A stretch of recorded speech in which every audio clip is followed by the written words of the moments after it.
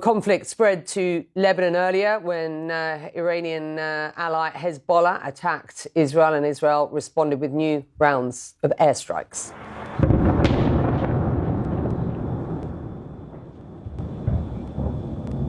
Blasts have been echoing through the Lebanese capital in recent hours. Before this most recent bombardment, Lebanon's government said dozens of people had been killed.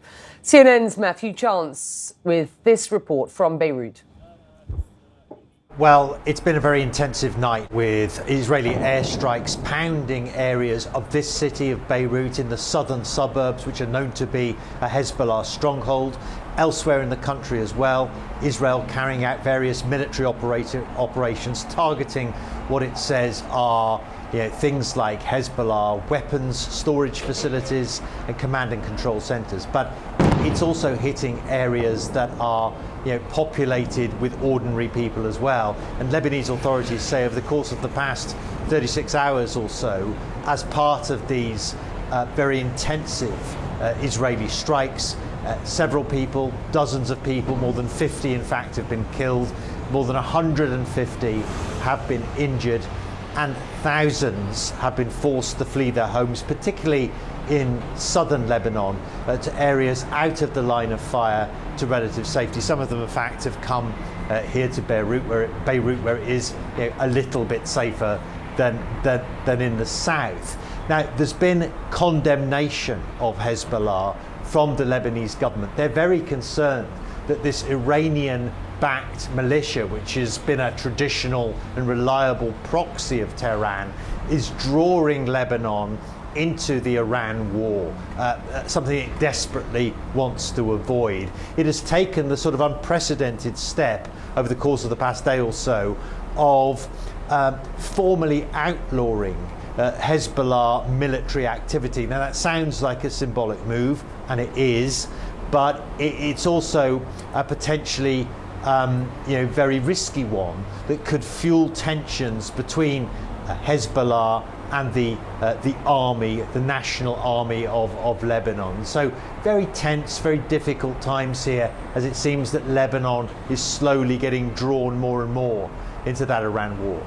Israel carries out simultaneous strikes in Tehran and Beirut. One high-rise building collapsed in southern Lebanon after an Israeli strike on Monday.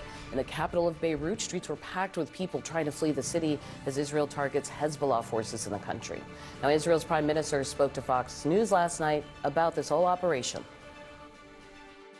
I hear the people are saying we're going to have an endless war here. You're not going to have an endless war. This terror regime in Iran is the weakest point that it's been here since it hijacked Iran from the brave Iranian people 47 years ago.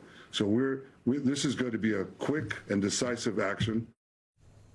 Joining us now live from Tel Aviv, CNN Jerusalem Bureau Chief Oren Lieberman. Oren, we are following right now the death tolls. What are you hearing out of Israel? Audie, we're seeing an intensification on virtually all sides of this conflict here on day 4. President Donald Trump has promised a, quote, big wave attack is coming from the U.S. against Iran. America certainly still has the forces in the region, so we'll wait to see what comes. Frankly, what is a threat against the Iranian regime that is still in place here, although they've certainly lost their top leadership on day 4. Meanwhile, Israel has continued to strike targets in Tehran belonging to the Islamic Revolutionary Guard Corps and the Intelligence Ministry, according to the Israel Defense Forces. They also say they've expanded air superiority across parts of Iran, which basically lets them do what they want. This as Iran lashes out with its remaining forces and its remaining capabilities against countries in the Gulf. And the State Department acknowledges that because of that, it is very difficult for American citizens who want to leave the Middle East right now, and that includes here in Israel. Meanwhile, we are seeing an escalation on the northern border of Israel as Israel has widened its campaign against Hezbollah. The Israeli military, that is, says it has seized more posts along the border between Israel and Lebanon. Keep in mind, Israel has held on effectively indefinitely at this point to 5 posts in southern Lebanon that it's used to look into the country. Israel now widening that in what it calls an enhanced defense posture as we see punishing strikes from Israel against Hezbollah in Beirut. CNN's chief international security correspondent Nick Paton-Walsh is with us. Nick, thank you for being with us today as we're hearing more about this wave of attacks. Can you talk about the scale of it and how wide Iran's retaliation is sort of reaching across the region? Yeah, it is extraordinary, it seems, how this Iranian retaliation has chosen to create more enemies for the already embattled autocracy in Tehran. Now, as of last night, 2 explosions at the US Embassy in Riyadh. This morning, Oman, the country that tried to mediate between Iran and the United States until this conflict broke out, its Duqm port, an oil tanker targeted there. Americans told to shelter in place in Iran. Explosions in Beirut, Bahrain, Kuwait sustained as well. And also, too, as a result of Israeli moves here, explosions heard in Beirut, with the Israeli armed forces saying they're targeting Hezbollah's centre of gravity in that area. Let's not forget, obviously, importantly, to Tehran, where there are reports from the Iranian Red Crescent that maybe over 700 people have been killed since the start of this conflict. Extraordinary plumes of smoke and damage there, as the United States says clearly that it believes it will be escalating its military operations there. The time frame of all of this, so hard to truly understand. How much more capacity does Iran have to spread this retaliation across a region, across nations, many of whom simply did not want to see the United States take this military action, at least in their public statements. And now I think putting the Tehran government, or what's left in it, in an exceptionally tight corner as to whether they can continue to escalate and retaliate in this way or need some sort of off-ramp. Audi? Nick, I want to ask you one more thing, because this is a joint strike and war with the U.S. and Israel. Netanyahu went onto Fox last night to speak directly to Americans. We're going to talk about that later.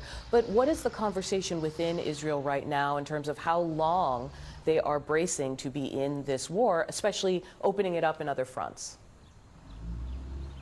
Yeah, I mean, look, it's important to point out that Prime Minister Netanyahu yesterday was talking about regime change, and what might follow in Tehran would be a form of democracy. No time frame put on that, and there's a long-term Israeli goal, frankly, to see their enemy in Tehran removed and something more sympathetic in its place. It's a long shot, frankly. It has always been at the best of times. At the same time, too, though, Israel has seized upon an opportunity presented to it by another long-term irritant, the Lebanese militia, an Iranian proxy across the border to the north of me here, Hezbollah. They fired a barrage of rockets that started, or missiles and drones that started an Israeli military operation that has, of this morning, developed significantly in terms of the symbolism. Israel, since its war with Hezbollah in late 2024, held 5 positions just inside Lebanese territory. We understand from the Israeli military that their buffer zone, so to speak, is somewhat widening as they've sent more ground forces over the border. This is not a land invasion, so to speak. It seems to be, their phrasing, more of a tactical repositioning. But that, coupled with the barrage of strikes across Lebanon and Beirut, and a continually widening evacuation orders for southern Lebanon, clearly Israel seizing the opportunity here to strike Hezbollah as hard as it can. While it can, exactly what strength Hezbollah has to fight back, well, we have heard of some damage done to a northern series of houses here. No casualties, light injuries, but that playing out fast now.